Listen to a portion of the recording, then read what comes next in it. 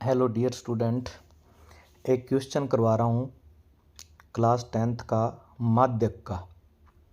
बहुत सारे स्टूडेंट पूछ रहे थे कि माध्यक का क्वेश्चन करवा दो। तो माध्यक का क्वेश्चन करवाने से पहले आप सभी से रिक्वेस्ट है कि आप मेरी वीडियो को ज़्यादा से ज़्यादा लाइक करो और मेरे यूट्यूब चैनल को सब्सक्राइब करो। और आपको मैथ के किसी भी क्वेश्चन में डाउट हो तो आप पूछ सकते हो, मैं उसका सलूशन करके अपलोड कर दूँगा। तो अपने ज़्यादा टाइम ख़राब ना करते हुए इसको करते हैं माध्यक। ये उपभोक्ताओं की संख्या है ना, इसको कहते हैं एफ। तो ये होती है हमेशा एफ। तो माध्यक के लिए सबसे पहले अपने को बनाना होता है सी एफ। तो सी एफ कैसे बनाते हैं कि पहली वैल्यू बिल्कुल सेम लिखते हैं। जैसे यहाँ पे 4 लिखा हुआ है तो इसको बिल्कुल सेम लिखेंगे 4। फिर क्या करेंगे, इसको और इसको तिरछा जोड़ देंगे। जैसे इसको इसमें जोड़ देंगे और जितना आ गया 4 और 5 9, इस 9 को यहाँ पे लिख देंगे।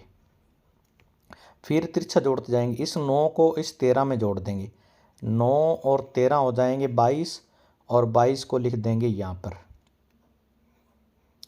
फिर 22 और इसको तिरछा जोड़ देंगे, 22 और 20 हो गए 42, इसको यहाँ पे लिख देंगे। फिर इनको तिरछा जोड़ देंगे, 42 में 14 जोड़ देंगे और इसको यहाँ पे लिख देंगे, ये हो जाएंगे 56। फिर इन दोनों इसको तिरछा जोड़ देंगे, 56 में 8 जोड़ देंगे तो ये हो जाएगा 64। और फिर इन दोनों को जोड़ देंगे तो ये हो जाएगा 68।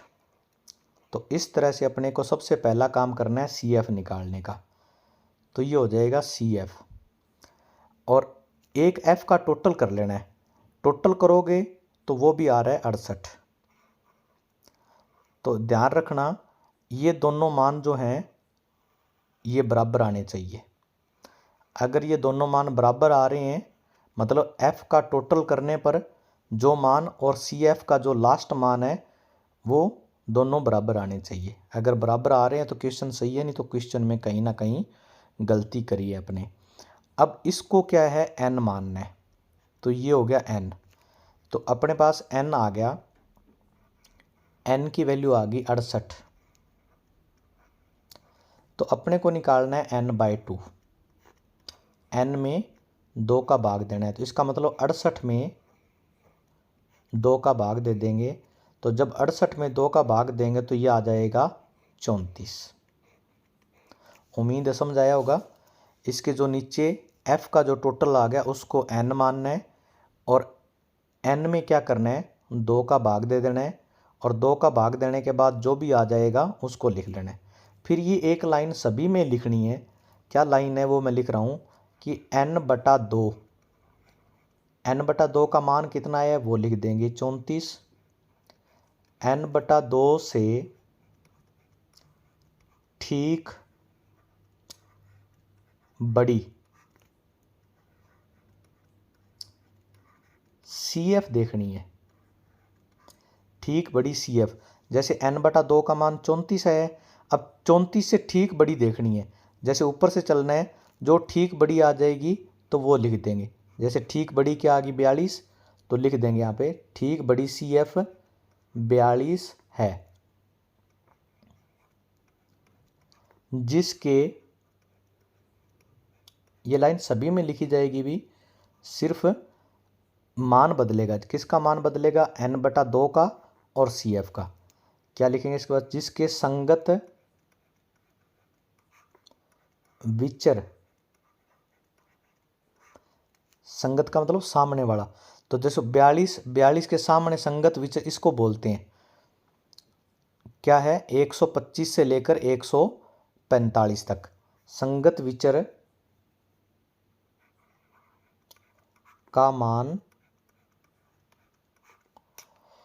कितना है, इसको लिख देंगे। 1 मिनट, सॉरी, इसको हटा दूं मैं। संगत विचर का मान है 42। सॉरी, संगत विचर, पहले तो इसको अंडरलाइन कर लो। जो n/2 से ठीक बड़ी सी एफ आ रही है ना, उसको अंडरलाइन कर लेते हैं। अंडरलाइन के लिए मैं अलग कलर यूज़ कर लेता हूँ, जैसे ब्लैक कर लेते हैं। तो इसको अंडरलाइन कर लेते हैं, जैसे इस लाइन को।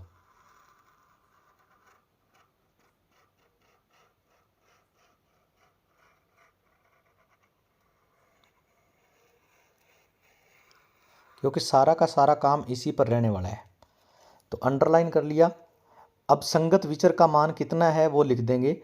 ये कोने कोने वाला मान जो 125 से 145, संगत विचर का मान 125 से 145 है और यही अपना माध्य का वर्ग है या माध्यक वर्ग है। अतः माध्यक वर्ग या कितना है 125 से 145 है। इसका मतलब है कि जो माध्यक आएगा ना वो इसी के अंदर आएगा, मतलब 125 से छोटा नहीं होगा और 145 से बड़ा नहीं होगा। अब इसके कुछ मान लिखने हैं। क्या क्या मान लिखने हैं मैं थोड़ा सा अलग कलर करके लिख देता हूँ। सबसे पहले तो जो अंडरलाइन किया हुआ है उसी पे चलते हैं। उसके कोने कोने वाला मान होता है, कोने वाला मान कितना है 125, ये मान होता है एल का। और इन दोनों का अंतर जो होता है, जो भी माध्यक वर्ग आया है उसका अंतर होता है एच,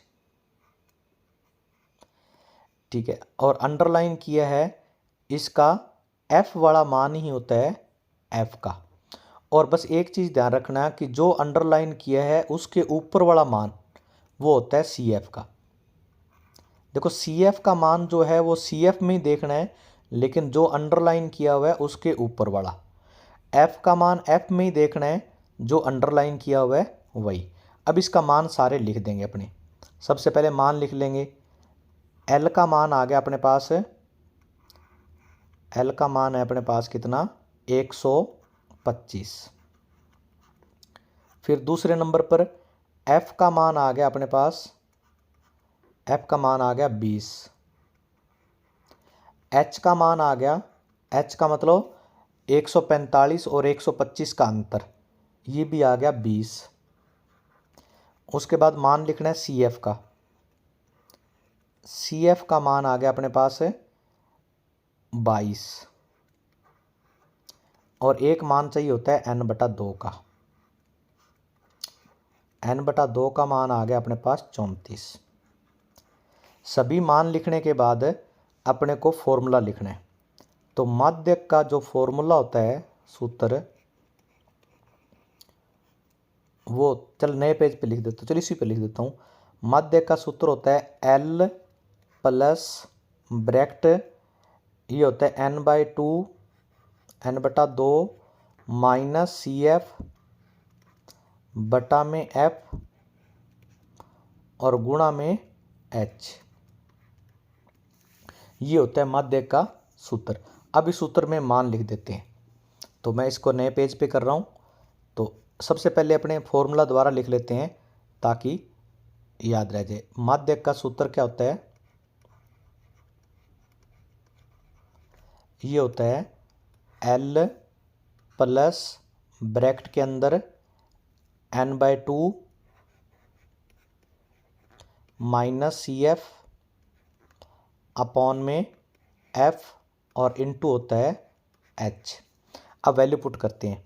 अपने एल की वैल्यू निकाली थी 125 प्लस n/2 का मान निकाला था अपने 34 माइनस सी एफ का मान निकाला था 22 और बटा में एफ का मान निकाला था 20 और गुणा में एच का मान निकाला था अपने वो भी 20। सभी के मान लिख देने हैं। फिर 125 को 125 ही लिखेंगे एक बार। अगर ये दोनों वैल्यू कट रही है नीचे वाली और ये, तो इनको काट देनी है। अगर नहीं कट रही तो नहीं काटनी है। जैसे 20 से 20 कट गया, प्लस 34 में से 22 घटा दो तो ये आ गया 12। अब 125 में 12 जोड़ दो तो ये आ गया 137। उम्मीद है आपको क्वेश्चन समझ आया होगा। Thank you.